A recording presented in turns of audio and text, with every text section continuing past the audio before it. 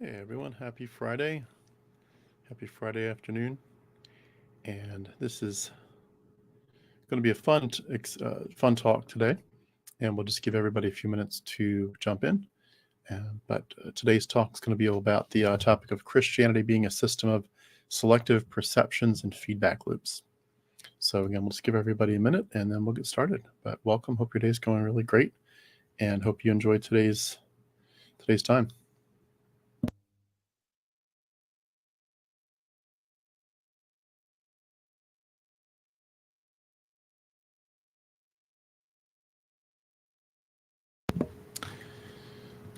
So hope you all have a great weekend too.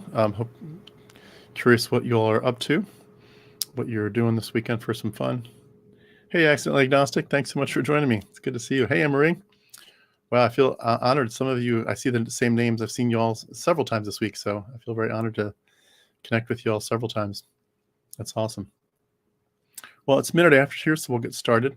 Again, the topic today is about Christianity being a system of selective perceptions and feedback loops.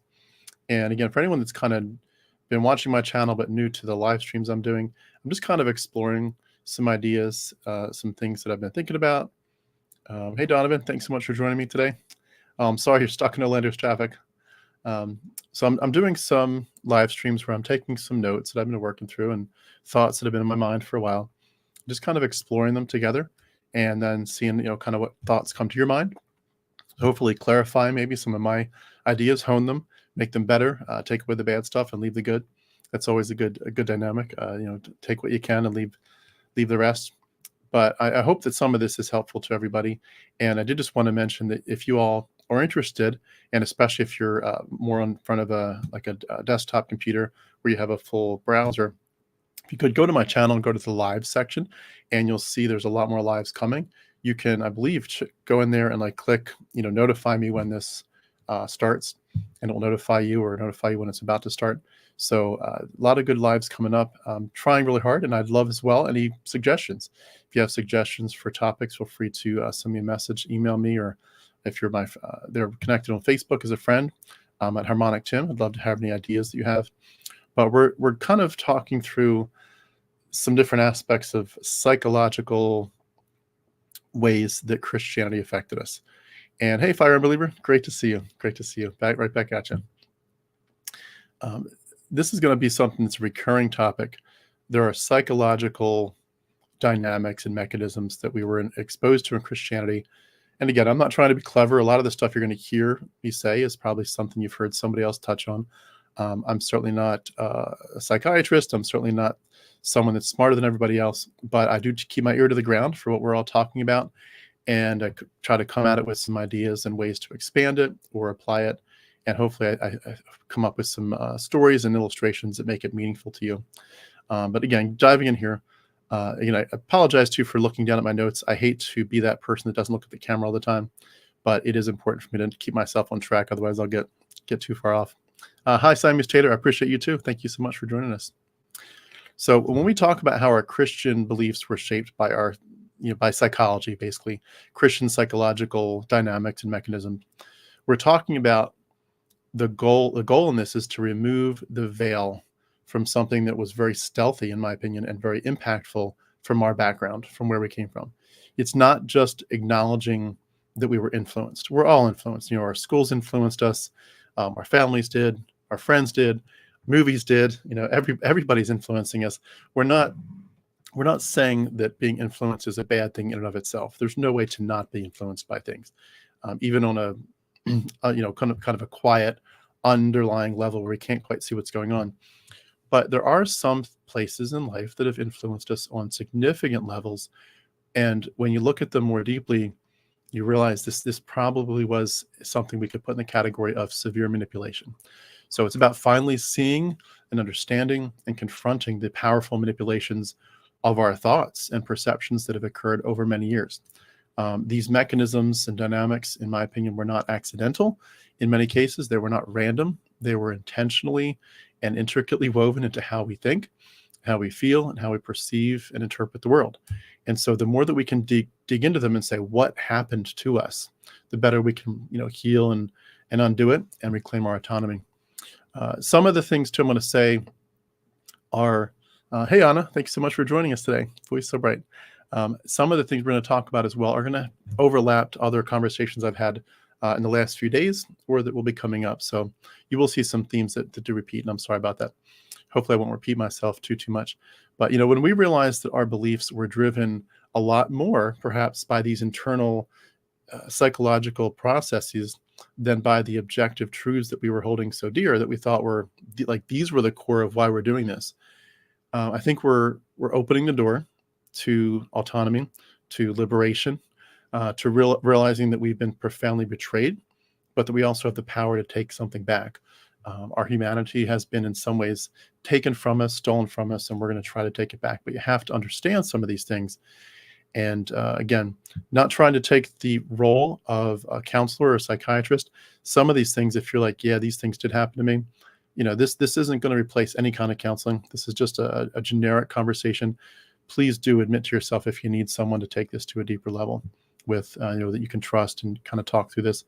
But to me, the discovery of some of these psychological manipulations leads a lot of us to very intense feelings of grief, feelings of anger. We've talked about that this week as we reflect on the autonomy that we lost, the exploitation that was so interwoven into our journeys.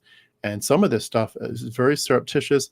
It was very, again, stealthy, but it was woven into our journeys, and especially during our childhoods when we're most vulnerable. And that's what they want. Again, get them while they're young. They want to get us while we're kids. So what we're going to talk about today is just two psychological dynamics. And again, we'll be talking about a lot more over the next few weeks and even months. So there's endlessly more. Some are related to these two. Some of them are uniquely different. But the two topics for today are selective perceptions and feedback loops. And I want to just start with a kind of a definition. Selective perception seems to involve actively and even passively selecting only certain parts of what we observe or process or internalize, but selecting certain parts and filtering them. And this tight filtering helps us to reinforce our beliefs. And it helps us also to concurrently ignore opposing viewpoints. So it's about how we interpret experiences and how we interpret information in ways that are going to align strongly with our pre-existing beliefs and values and expectations. And when you filter that new information and experience based on their pre-existing beliefs and attitudes, it's basically a deeply embedded cognitive bias. It ensures that you and I are going to maintain a very consistent, even if it's inaccurate, but a very consistent view of the world. And in simpler terms, it's like wearing tinted glasses. They just color everything that we see. Hey, Andy, thanks so much for joining us. Hey, Mark, thank you so much for joining us. Hey, Pontius, thank you so much for joining us. Really appreciate that. I absolutely agree. So again, we're wearing tinted glasses that color what we see, and they lead us to notice and remember things that align with our beliefs, and to sort of, not see or dismiss the things that do not, and even maybe forget. We might know them and see them, but we forget them as soon as we can, because we don't want them to be the focus. We want to focus only on the things that keep us centered on Christ. I think about a couple things that come to mind for sort of the forms of this. And again, I'm sure there's endless forms. But confirmation bias, a lot of us bring up that topic a lot, but that's our tendency to search for and interpret and remember information in a way, again, that confirms our pre-existing beliefs. And it gives like a disproportionately smaller consideration to any alternative possibilities. We're looking for confirmation that what we know, we believe is true. And anything that goes against it, we're going to kind of downplay or ignore. So, for example, if we believed in the power of prayer, you might vividly remember times when you prayed for something and something positive occurred. God, I've got a headache and it's pounding. It's been pounding for 6 hours. Please help me feel better. And 10 minutes later, you feel okay. Like, wow. That just reinforces your belief that prayer works. And of course, conversely, if a prayer goes unanswered, we rationalize it away by saying, well, God didn't want me to feel better or do this or that. He works in mysterious ways, instead of acknowledging that as evidence against the power of prayer. Of course, there's so many emotional components woven into this. We talked about some of those yesterday. But the insidious aspect of these biases is that we often aren't aware of how profoundly they're shaping our reality and our ability to perceive it. It isn't just what we perceive about reality. It's like our filter, our lens. And that when we cultivate that, how we cultivate that is not entirely passive or it's not entirely accidental, I should say. It was intentional by those around us. It was stealthy, perhaps, and it was designed to lock us into a specific belief system. And by the way, on my side, I see that I'm freezing just a little bit, like just a millisecond. If you see that, I'm sorry. I apologize. That may be related to my green screen, but I'll try to see if I can do something about that for next time. But hopefully that's not coming through on your side. But to me, like when you realize this was intentional, this was stealthy, it was designed to lock us, like I said, into these specific ideas and conclusions, and it was sort of like your entire thought process was subtly but aggressively, in one sense, molded to ensure that you stay within the limits and the confines of your faith. And it stripped you of the ability and opportunity to see the world through any other lens. And when you realize that, it can really bring up a lot of emotions, anger and grief, that you have been manipulated. Your perceptions have been manipulated heavily. We had these emotional investments in all this stuff, this psychological and emotional energy that we were putting into it, and they were pouring into us, and we're glad to receive it, of course, when we're little, but they're trying to maintain and protect our beliefs, and we're trying to maintain and protect our beliefs. And the more emotionally invested that we become, some of us can become very resistant to changing those beliefs, even when we're confronted with clear evidence to the contrary. Christians, again, our beliefs get intertwined with our identities, our relationships, our sense of purpose. We talked about some of that yesterday. But if you were to question those beliefs, it would have felt like you were undermining the very foundation of your entire life. And so we sort of subconsciously avoid those reinterpretations or the evidence that might challenge our faith. And so what we're doing, though, is we're protecting ourselves quite well, quite successfully from the emotional turmoil of this worldview doesn't make sense. Whoops, I've made a huge mistake. Maybe I'm entirely wrong on the deepest levels. These emotional connections that we have forged with Jesus and with Yahweh, they're not just something that was encouraged and that we encourage ourselves to. We were manipulated into so many of them. We were conditioned to believe that questioning our faith was equivalent to betraying everything, the God of the universe, your family. And it was calculated. And I feel like that's one of the biggest things that I would want you to take away. I think a lot of this stuff, the reason we become so angry about it is because it was calculated. It was intentional. This was not benign in that sense. We were being pulled into something into which we became emotionally enmeshed and chained. And the thought of walking away became connected with incredible fear, to the point where you didn't even entertain the idea. There was no way. It was like, was it Peter? You alone have the words of life. To whom would we go? This is life. Everything else is darkness. And so when you realize these betrayals that occurred where you didn't have the full information, you didn't have the full options, they do evoke feelings of betrayal. And sometimes for a lot of us, myself included, there becomes this fierce desire for autonomy. Like, let me think for myself. Let me investigate. Mark says thought control systems are self-replicating. Yeah, exactly. Especially in terms of, family dynamics too, where it's like you have to create little soldiers for Jesus that will defend the faith that you're giving them.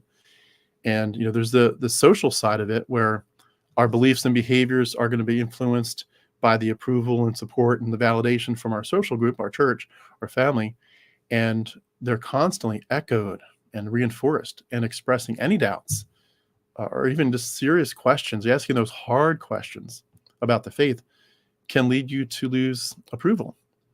And you can face isolation. A lot of you did. Even well before your deconstruction, you just asked some hard questions. Does this make sense? How did Adam and Eve have two sons, and then all of a sudden there's more people somewhere else in a different town for the children to marry? How does that work? In the bizarre sense, is Eve having sex with her sons and producing kids? Or, okay, no, probably not that. So there's probably other people. So where do they come from? If there's Adam and Eve and these two sons, where else? And of course, we have all kinds of ways to come up with ideas to explain these. Apologists have endless ideas about these things, and they shove them down our throats. But at the end of the day, you're asking hard questions, a lot of hard questions, both about just the facts of the Bible as well as the nature of Yahweh. These were meant to exert control, and we were led to believe that questioning the faith would have significant consequences, severe consequences. And that relentless pressure, and sometimes even the malicious intent behind it to suppress dissent, where it's like if you speak up and they kind of sense, and I think I've seen this a little bit more in like JWs, but different groups will do it, but they kind of got their spidey senses up. Who among us is questioning? Who among us is willing to, or is not willing to bow the knee entirely? Who among us is a free spirit, some kind of liberal agent? That when we realize that they were suppressing us, again, it makes us angry. It pushes us to liberation, and we're like, I want to figure this out for myself. A similar thing that we're talking about today here is feedback loops. And again, I'm just scratching the surface of some of these. I've looked some of these up and kind of gotten some examples as to what this could be. But we could talk about selective perceptions of feedback loops just definitionally forever. So I'm just kind of giving some brief definitions and then moving on to kind of how it relates to what we're talking about. But again, feel free if this feels like I'm just scratching the surface and want to dig deeper, you could easily Google this and get 100 times deeper. But feedback loops are where we sort of amplify or push down the activity within our systems. So it's like it's similar, but in the context of religious beliefs, it's a way of strengthening our faith, or if it's a negative feedback loop, it's challenging it. So let me give an example. Prayer. When you pray again and you perceive your prayers answered, it reinforces your belief in the power of prayer. That's a positive reinforcement. It encourages you to pray again.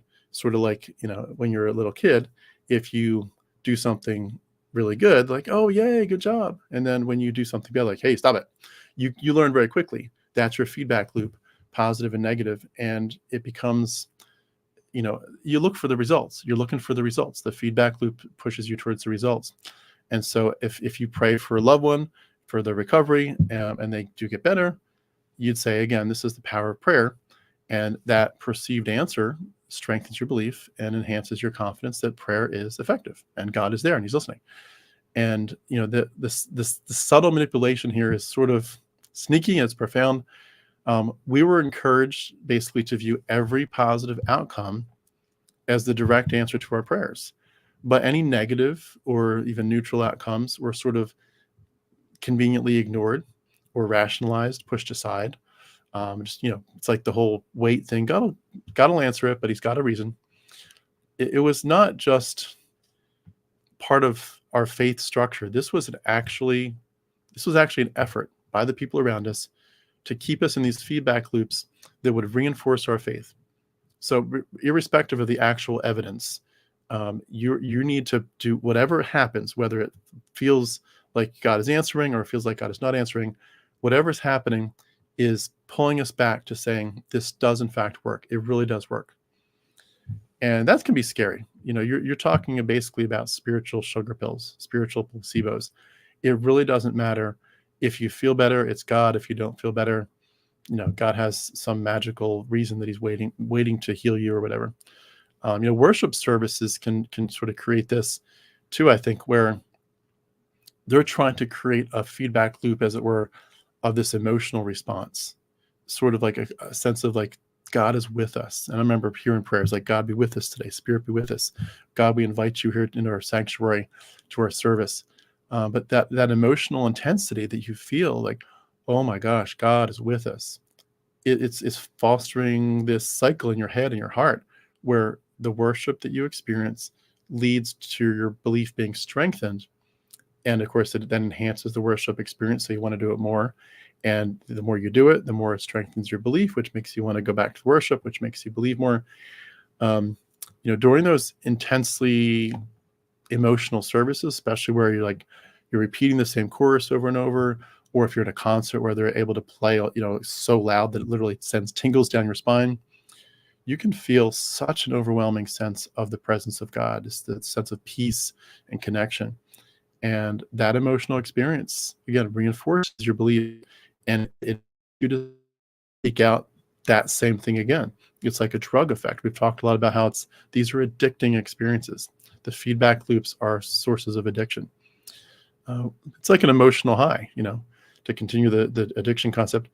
We were experiencing worship that was intentionally engineered, and worship songs that were intentionally engineered to make you feel emotionally close to this God. They were creating an atmosphere.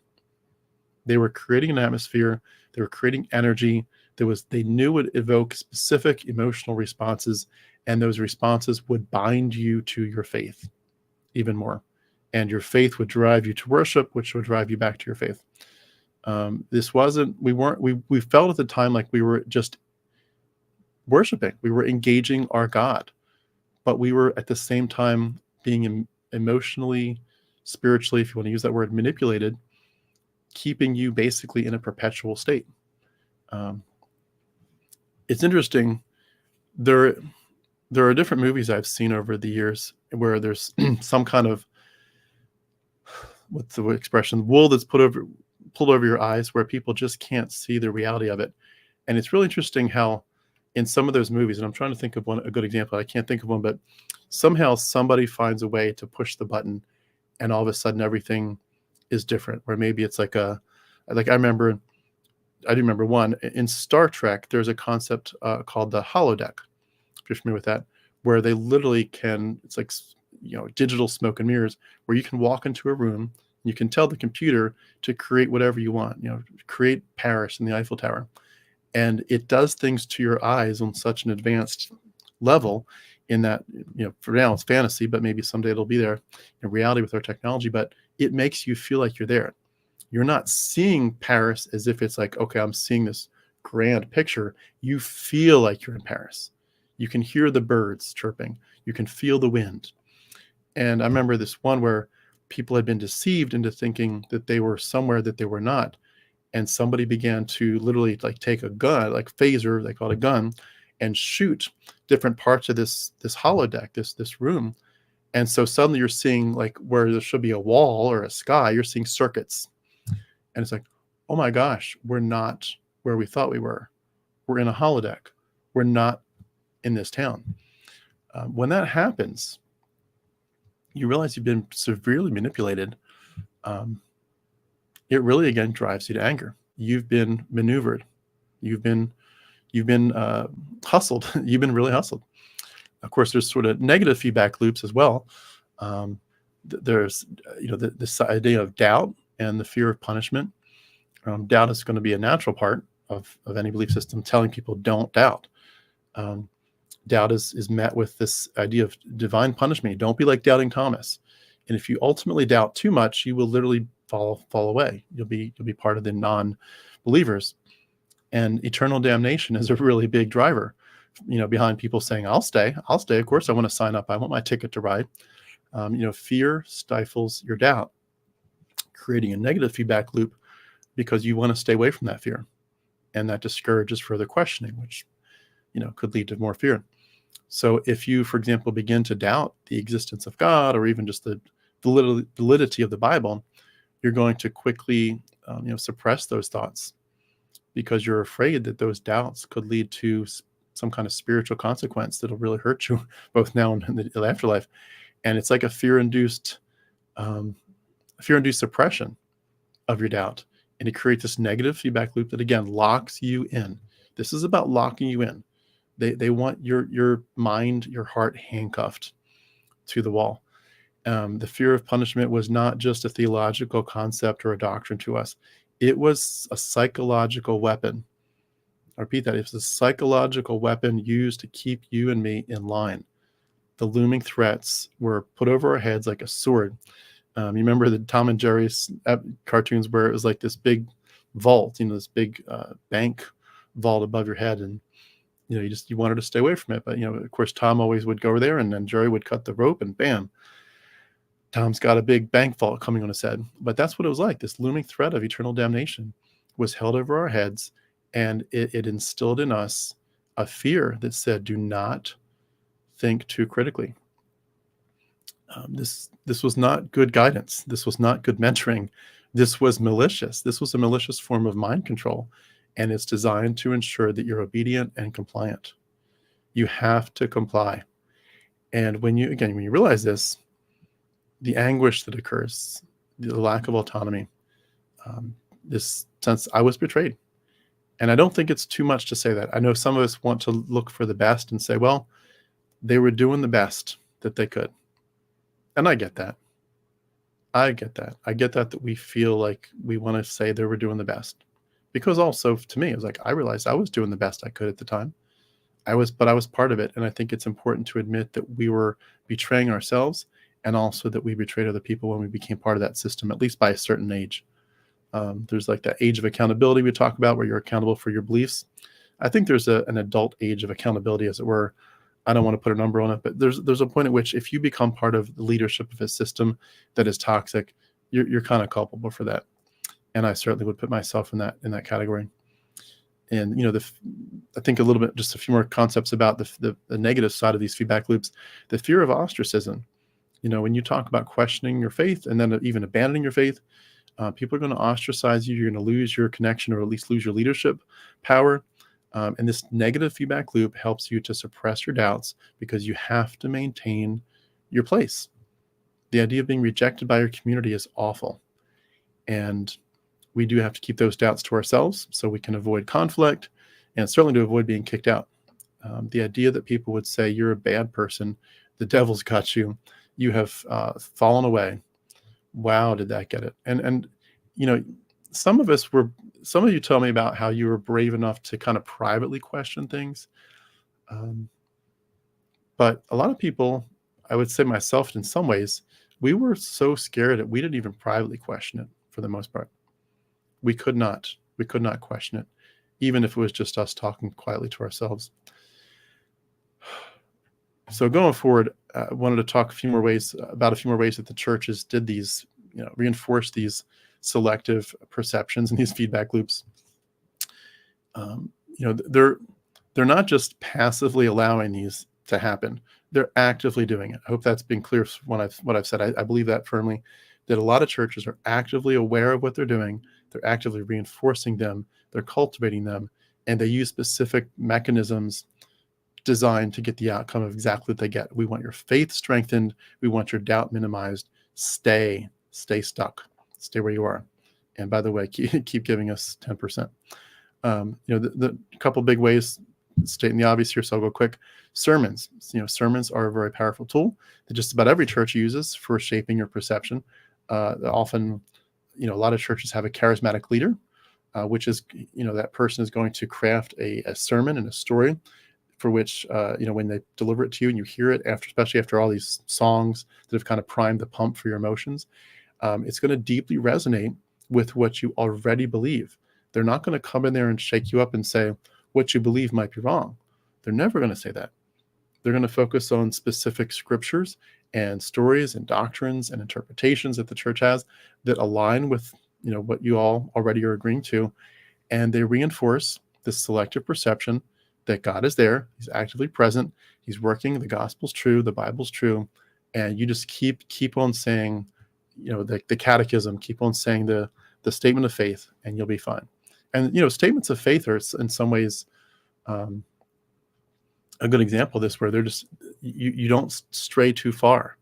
And that's why you do occasionally have these councils that have to come together and say, somebody has taken this statement of faith that keeps us in this very strong selective perception mode, like it has to be our way or the highway. Somebody's taken a piece of it and misinterpreted it. So we need to pull them back and clarify, we didn't think about that, or our forefathers didn't think about that when they first brought this topic up, but now that you've interpreted it this way, we need to clarify that's not what they thought of, it's not what they meant. Pull you back, stay in line, stay in the shackles. I think about a sermon the pastor might give where he's talking about, talking about a story of a miraculous healing. And, so-and-so had cancer, God healed them. And it's going to probably be presented to you in the sermon as undeniable. that the cancer is healed and undeniable that God did it. They're probably going to ignore things like there was this great new medicine that the doctor, this exploratory medicine the doctor came up with. They're going to ignore things like that, any way to explain it from a human perspective. It's just, this is clearly God's power. And that resonates with us. That'll preach. And again, it's with the feedback loops and so forth, it's making you more likely to see similar events in the future as the same way. Anytime somebody's better, God was involved. Divine intervention again and again. So, and I was in school to be a preacher. I'm sure some of you remember that from my story. But I went to Bob Jones University. I was a preacher boy trying to, study to be a pastor. And I went to Lancaster Bible College in Pennsylvania, again, trying to be a pastor. Did graduate there with the pastoral program, pastoral degree. But, the way that we crafted sermons was not just educational. It's deliberate. It's covert. It's to control how we think and feel. And it was funny. I remember this one story, this one illustration I'll give you. And I'm not happy about how this went, but the pastor was helping me as I was preparing my sermon, and I was going to literally preach like the Sunday morning service. Usually what I preached was like a Sunday night service to a smaller group, but we were working together on a Sunday morning service where I was going to preach to hundreds of people. And that's a pretty big deal for someone that was, at that point I was small pickings. But we were going through this example of some French king from yesteryear, a long time ago, who was so arrogant, so arrogant. And then, he's like, I'm the king of the world. I'm bigger than God or something. And when he died, there was some kind of priest or pastor that was at the funeral giving the eulogy. And there was like these candles above this French king's casket. And this priest came up to them and blew out the candles and said something like, "Nobody is great but God." And as we were preparing that sermon, I was trying to clarify. I said, I need to clarify who that was that said that. Was that a priest? Was that this person, that person? And the pastor said to me, "Tim, it doesn't matter which, like you're focused on the wrong thing. It doesn't matter. It doesn't matter who said that. What matters is the impact.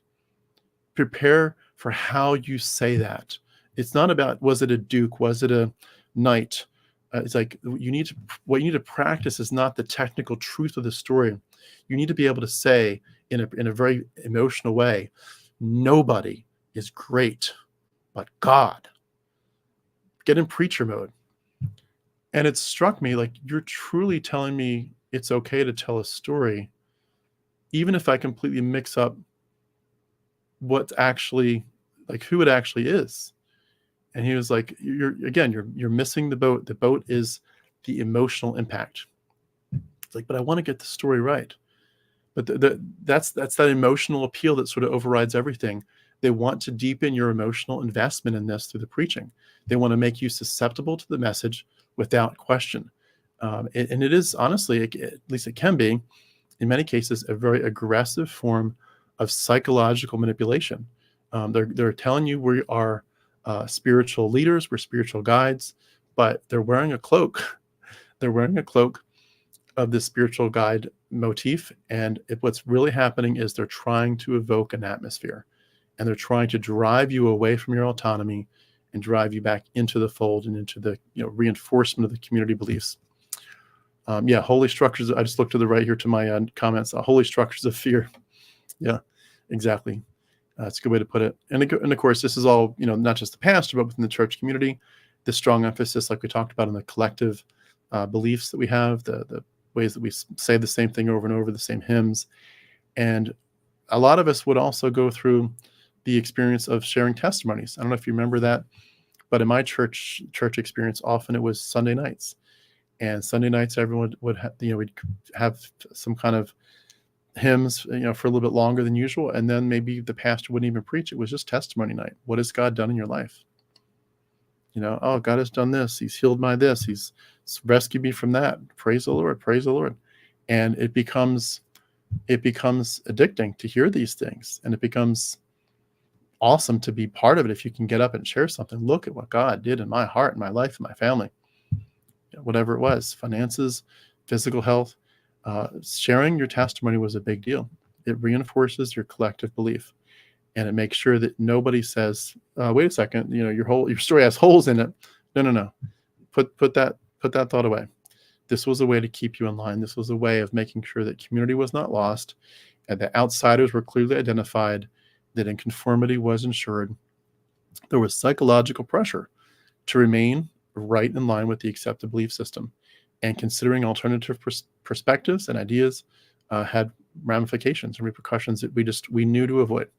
And of course, again, we talked about this the other day, but rituals and symbols were a big deal. They're sort of constant reminders of what we believe. They're not just empty icons and practices. The Lord's table, things like communion, the Lord's table, and baptism, and these hymns. Again, the confession of sin together. We confess, Lord, together. We have wounded you, hurt you, etc. Even just preparing for it. I remember in my time, there was a lot of talk, like the Lord's table itself, the Eucharist, communion. That itself wasn't very long of an experience. What was the big experience was preparing for it.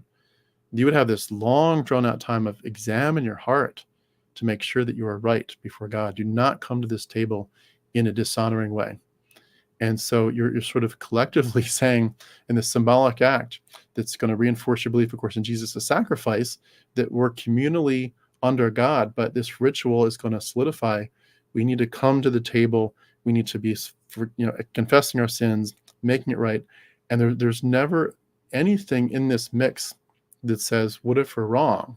It just says we know that we're right, and in our rightness, this is how we express it. I like to think of them as sort of as emotional anchors, especially when they become meaningful to you. I remember for me, I remember walking into Perimeter Church, which is a big Presbyterian church here that I went to for many years in Atlanta. But Perimeter Church, I remember going into the church sometimes in the worship services, and I'd love to go in on time because I wanted to hear the music, and it was always usually first. But there were times I could go in there and literally come to tears because of the words. I mean, and that's the thing. They're coming at this not only from the sense of manipulating everyone, but they're also looking for the vulnerable. They're more easily manipulated, and I was certainly vulnerable at times because of things that hadn't worked out and yada yada. But they're trying to get you these emotional anchors that say, in this church, God is present. In this church, this is what we do, and it tethers you to the belief system, to the experiences, and it makes it feel good. This isn't like, it's kind of like being in a prison, but you can't see it. It's like being given poison that looks like the best meal ever. It looks like tiramisu or ice cream. This is poison, but it never looked like that. But when you realize it, when you wake up and you take off the glasses, the tinted glasses, you realize that these genuine connections you thought you had to the divine, to the unseen realm, even to your community, you realize it was all manipulation. It was all smoke and mirrors.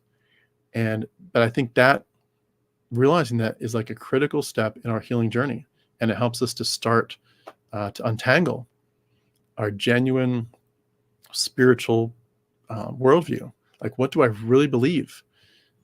I'm free now. I'm free to believe what I want to believe. I'm free to think for myself. My autonomy is returning, and so you can start to separate, your what you want to do with your life and what you want to believe and think. Separate them from these coercive mechanisms, these practices that were so binding on our minds. So I do think that sort of starting to bring it to a wrap up here. This is in many ways about breaking the cycle. And I remember one of the phrases we used all the time was, generational curses. I know people that took that much more seriously than I did, in terms of it was almost like a demonic thing. But, breaking the generational curse that was so important to us, that's, for many of us, the curse has become breaking the curse of the Christian worldview. If you want to break the generational curse, get Christianity out of your family as soon as you can. It has hurt us so badly. But understanding these psychological mechanisms is crucial if we're going to deconstruct our faith and understand the roots of our beliefs and what we went through. Recognizing that selective perception and feedback loops have been shaping your beliefs this whole time will allow you and me to have maybe a more objective evaluation of our beliefs. It's really about not just looking at what we were taught, saying, does the Bible make sense? Does it not? Is this true? Is it not? It's also saying, what do we, how do we even interpret it in the first place? It's not about what got through our filter. It's about your filter. What got through our filter is Christianity, of course. But it's saying, yeah, Christianity got through our filter and I loved it. And why did I love it? But it's also saying, after you've examined and deconstructed Christianity, deconstruct yourself. Deconstruct what happened to you. What was your filter? And it's not just important for kind of finalizing and putting the final nail in the coffin of Christianity. It's also important to protect yourself, in my opinion, from being a sucker to other things. There are people, we all recognize this. We all either have been down this road or we know people who have, where they leave one cult and go to another. I know people who left JWs and they became conservative evangelical Christians. People, left Islam and became a Christian. People left some other group and became this or that. Some people leave Christianity entirely and go to like a woo-woo. I believe in crystals and the chakras and stuff. And it's like, I thought you kind of deconstructed this bizarre stuff. Like, no, what you deconstructed was what got through your filter. You never deconstructed your filter. So your filter is the same. You're going to let garbage through. That's not changed. You're just swapping one form of garbage for another. So I think it's important to talk about critical thinking a lot, critical thinking skills that are going to enable us to analyze our beliefs, even the most basic questions. Where did this book come from? What is the chain of custody? Who has had the original manuscripts? Who has edited them? Who has changed them? How do we know who wrote them in the first place? Are we sure? Who's made the decisions about what's in the canon and what is extra biblical or apocryphal or deuterocanonical? Who's making those decisions? How do we know that those people were truly from God? The Bible itself says God sends deceiving spirits and that the devil appears as an angel of light. So if we know that happens, then how are we sure that when some prophet or apostle comes along and says, I am here, I've got the light of God for you? Well, what if the devil appears as an angel of light? Then we already know from Scripture itself that could be questionable. And if God, specifically sends deceiving spirits, then how do we know the Apostle Paul wasn't a deceiving apostle? It doesn't make sense. But endless things like that, critical thinking skills, help us to understand that. Of course, bringing that to broader topics like just science in general, we're going to start to question the validity of those feedback loops, to say, okay, I prayed for healing and I got it. What does that mean? And my selective perceptions, I was perceiving certain things and ignoring certain others because I was trying to reinforce my beliefs. Is that the best way to do this? Should I be perceiving only the parts of these experiences and information that make sense to me and keep me where I've already been concluding that I'm right? Or is it more important for you to pursue the truth? I remember early in my deconversion saying to somebody simply, I'm more committed to the truth than to Christianity. And I was quick to clarify, if the search for truth leads me right back to where I've always believed, then that's great. But I feel like I need to be honest. I'm more committed to the truth than to what I've already believed. And they were horrified, absolutely horrified. We're going to look, of course, at things like the logical consistency of our beliefs. We're going to look at evidence. What is the evidence? Is it good evidence? Is it bad evidence? Has the evidence been manipulated? We're going to remain much more open to alternative viewpoints and interpretations, and we're going to start to discern where our beliefs could have been emotionally and psychologically and socially driven instead of being based on some kind of objective reality. And we're going to figure out, why was I the sucker earlier? Maybe I'm the sucker again. Why was I tricked before? Why was I tricking myself before? What was behind that? And how can I make sure that doesn't happen again if possible? Cultivating this critical thinking is not just a part of intellectual growth, although it is, but it's also part of this idea of we're reclaiming our minds. The Bible talks about renew your minds by being in the Word, the Spirit changing you. But the real renewal of your mind, the real reclaiming of your mind from this psychological manipulation that you've endured is about breaking free from very stealthy, aggressive, malicious tactics that were meant to keep us compliant and to find your own path. And it's so liberating. It gives us, for the first time, a sense of autonomy and empowerment. We're learning to trust our own reason and our own feelings. We also learn to seek out different ideas and perspectives, different viewpoints from those who are outside of the faith community, perhaps for the very first time, as scary as that was to many of us. But that helped us to challenge the feedback loops and say, I did pray and I did get better. It could have been God, but how do I know? Like when a Muslim prays, Allah, please make me better, and he gets better. Well, is that legitimate too?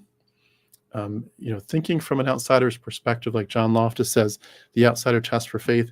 If you were never a Christian, you'd never been exposed to this stuff ever, it was brand new to you. You just heard it 5 minutes ago. What would you do to validate it? What would you say is the invalidation method? How would you say if this is correct, then this also must be true?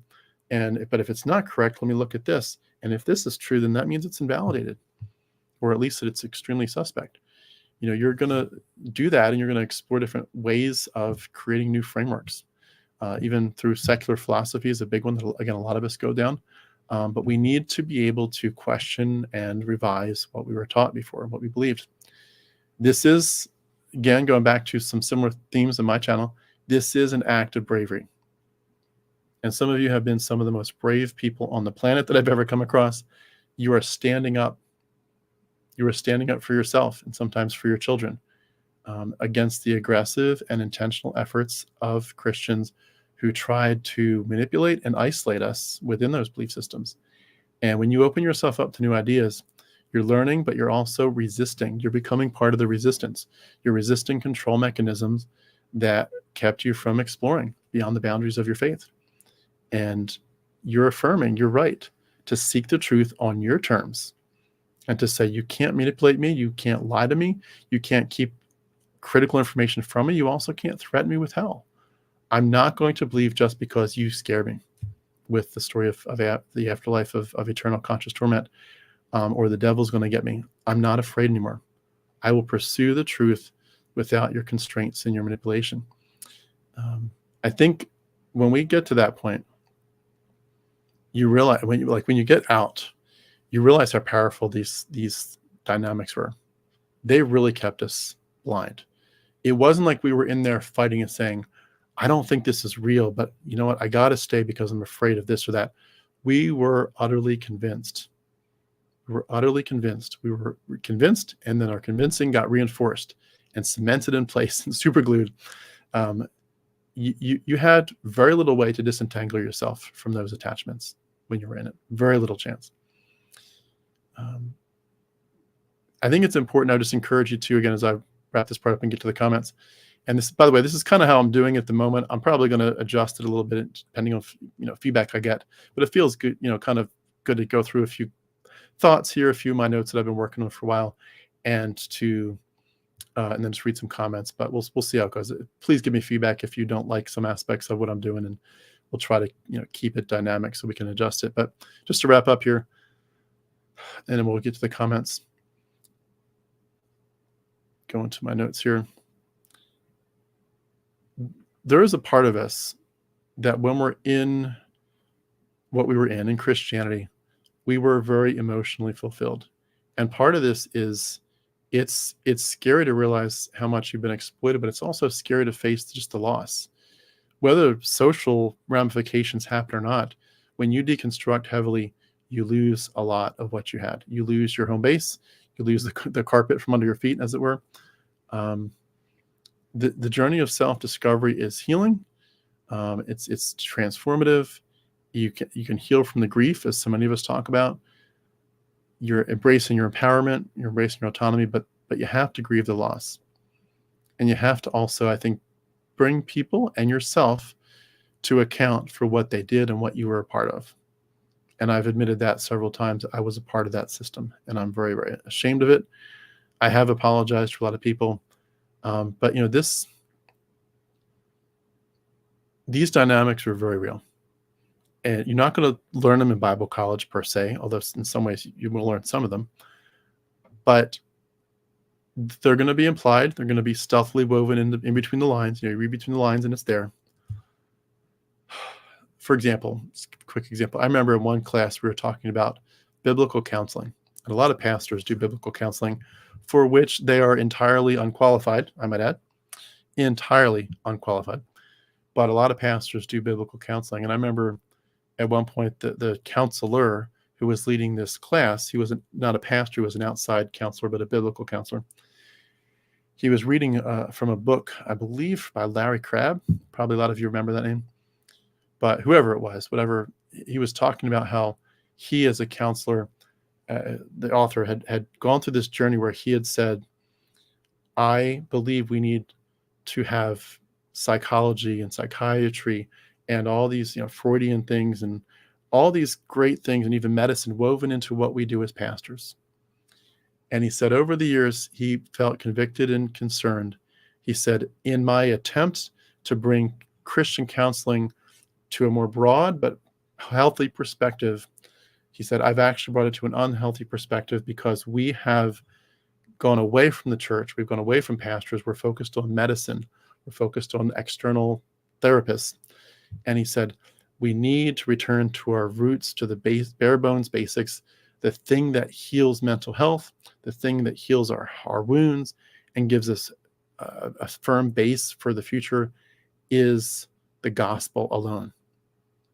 And that's what pastors' bread and butter is, the gospel. It's like, I need to repent of sending people away from their pastor and out to a secular or even a Christian therapist. I need to bring them back to the church and say, what you need is more of your pastor. What you need is more gospel. You need less medicine. You need less psychiatry. You need more gospel. You need more Bible.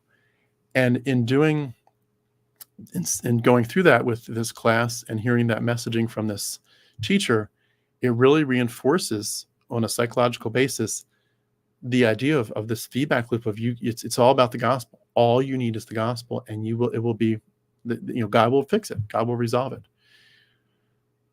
So many things like that. I probably should at some point try to brainstorm some more examples of what ways I saw it. But just to conclude that part, you're going to navigate this interplay of your healing process of grief over what happened, anger, autonomy, healing. You're forging a new path forward. You're going to honor what you can of your experience and the honesty that maybe that you did go through towards the end, at least, that freed you from those oppressive systems that were once so important in shaping your spiritual journey. But going through this is not just about leaving a set of beliefs. We're not just saying I left Christianity. It's about reclaiming your voice and your autonomy, but it's about redefining who has control over the filter. I hope that's clear in what I'm saying. I know I'm not necessarily the clearest person on the planet, but again, we've used the word lens, we've used the word filter, we've talked about tinted glasses, but the idea is there's things that get through your mind where you say, I'll accept that unconditionally, or I won't, or that makes sense. No, it doesn't. That filter is extremely malleable at certain points of your life and in certain situations. We're going to talk about that, by the way, Sunday morning, quite a bit. We're going to talk about Sunday morning. How does your worldview get shaped? It's essentially, in a different sense, how does your filter get shaped and formed, and how does it get altered?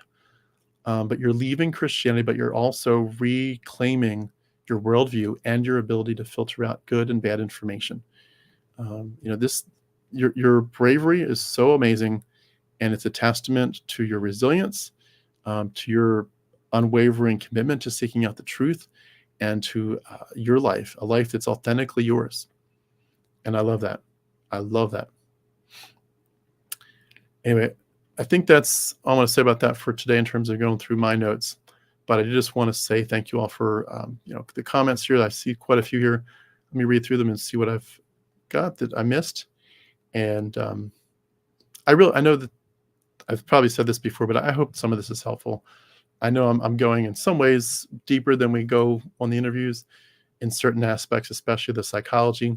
But there's other ways in which you could dig deeper. I'm sure you could go to psychology YouTube channels and find some of these that will take you 100 times deeper. I think it's at least important to start with the acknowledgement that these things existed, and just by saying I see them, I see what happened, you're going to be more empowered. And I want that for you. I want that for me. Let's stop being victims of the manipulation. Let's understand what happened and try to be more selective in the future. Let's see here. See.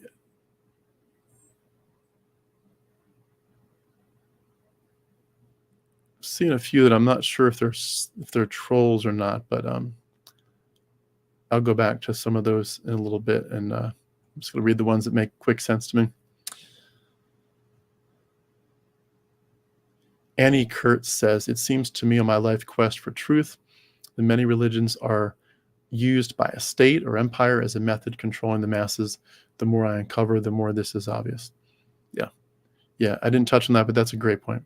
A lot of this was used historically by the state, and I'm sure will continue to be. I would argue, too, I'm sure some of you would agree with me, that some of our politicians are claiming to be Christians and evangelicals simply for the idea of votes. And you look at their lives, you're like, there's no way you're a Christian. There's just no way. You don't give a rat's ass about morality or about truth, but you want the evangelical vote, so you're going to pander to them. Very true.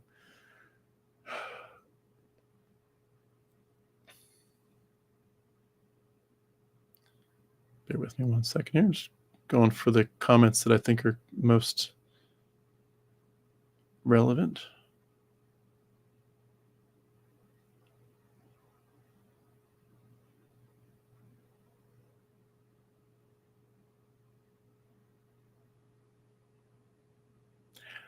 Duck Command 420 says, how could the sacrifice of an ape save anything? That is a great way to put it. I appreciate you saying that way. That is really exactly. How does the sacrifice of an ape or a primate, how does it save anything? Well said. Donovan says, I never felt whole or accepted as a Christian. I always felt like a fraud. Yeah. I think a lot of people would echo that very much. Yeah, just because you feel like if you knew my heart, if you knew my struggles, if you knew my sin, my secret sin or whatever, it gets you. Well, it looks like there's quite a few discussions here about back and forth. I missed a whole bunch. You all were arguing. I hope that was fun. Glad to know that some of you can do that without getting too upset too. But I would definitely recommend to anybody who's going to either create a platform or get into these discussions, definitely get a thick skin so you can walk away from it when you're done and say it doesn't matter. Duck Command 420 says, if you go by the Bible, it says we were created good. That's not even well or even fall close to excellent. Why not create us extremely good? Yeah, exactly. And why not certainly create us with enough knowledge to, when we see a talking serpent, to say, no, thank you.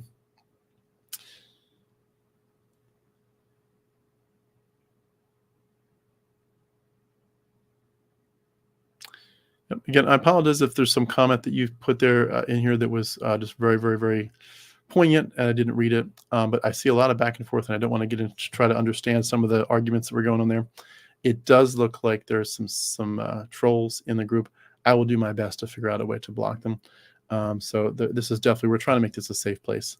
But I appreciate those of you that humored them. I hope it didn't upset you too much. But trolls, hope you have a great day, and hope you enjoy your blood magic. Hope it fulfills you immensely. But for the rest of us who are past that, thank you all so much for being a part of this. I love you all. Appreciate being part of the community. If anybody's able to support me, feel free. All the links beneath this video. And also, just to mention, there's 3 live streams tomorrow. So if anyone, and I'll try to, again, if the jumpiness of my video is not just my side. I'm going to try to fix that before tomorrow. But I have 3 live streams tomorrow. One I think at 9 a.m., another in the afternoon, another in the evening. The evening is going to be an open mic. If you have questions, come on video. We'll chat for a few minutes, and that is certainly a really cool place for us to chat. It's only for people that are truly going to be asking legitimate questions. If you're going to try to come on and proselytize, in some way, we're going to say no, thank you, but no, thank you pretty quickly. And also, just to mention before I wrap up, not this Saturday, not tomorrow, but the next Saturday, we are doing an open mic for poetry, so deconversion poetry. So if you have deconverted and you've written some poetry, or you feel like you could and you want to, do that this week and practice it a few times, wordsmith it, you're ready. And then next Saturday, we'll have people come on and we will have people share their poetry about their journey. And we'd love to support you in what you're doing, because a lot of this too is saying this was so intellectual, yes, but it was also very emotional, and the pain is real, and the healing. A lot of healing comes by just letting the tears come, let the tears flow. So I hope you all will, consider that, and just be ready. Hopefully, it'd be really cool if it took off to the point where I literally was like, couldn't add people fast enough. But hopefully there's at least, maybe 5 or 10 people who will be willing to do that, share some deconversion poetry and or deconstruction. If you haven't deconverted, if you're not an atheist or a full agnostic, that's fine. Deconstruction is cool too. We would love to hear from you. And with that, I'll just say I'll see you all, or at least some of you, tomorrow. Again, 3 live streams tomorrow. Hopefully I'll see you in one of them. And thanks so much. Have a great Friday and a great weekend.